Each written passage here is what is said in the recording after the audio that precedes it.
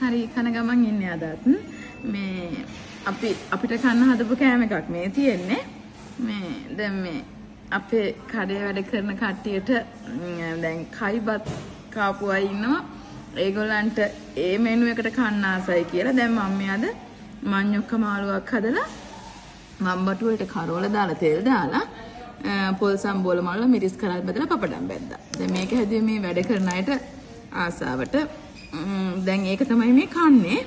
ඇත්තට මේක මේ හරි රහයි. ඉතින් දැන් මේගොල්ලෝ කියනවා මේ කුඹුරට ගියාම දෙන්නේ මේ වගේ වට්ටි වලට බෙදලාලු. ඉතින් දැන් ඒ හන්ද ඔන්න ඒ විදිහටම බෙදුවා මමත්.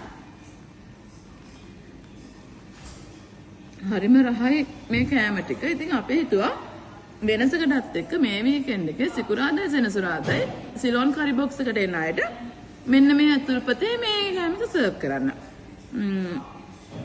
එතකොට අර කුඹුරට ගෙනියන මෙනු එකක් තමයි තියෙන්නේ. පොලොස් එහෙකුත් හදනවා අපි.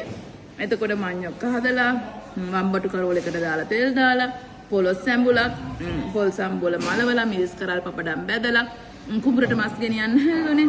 ඉතින් අපි ළඟ මාළු තමයි තියෙන්නේ. මාළු වලින් තමයි කෑම එක දෙන්නේ. මේ විදිහට තමයි සර්ව් කරන්නේ.